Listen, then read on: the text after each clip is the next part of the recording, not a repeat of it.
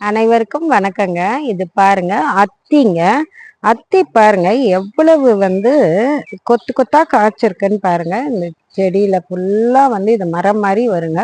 முழுசுமே அத்தி இருக்குங்க. இது இன்னும் கொஞ்சம் அடுத்த மாசம் பார்த்தீங்கன்னா நல்லா பழமா மாறிடுங்க.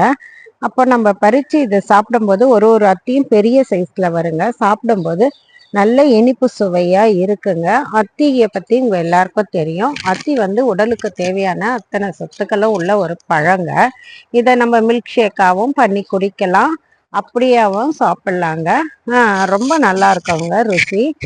இது சில சமயங்கள்ல காய வச்சு அதையும் நம்ம எடுத்து வச்சு குழந்தைங்களுக்கும் கொடுக்கலாம், நம்மளும் சாப்பிடலாங்க. அதுவும் நல்லா இருக்குங்க. இது ஜூன்லேருந்து ஜூலைலலாம் நல்லா பெருசாகி பழமாக மாறுங்க.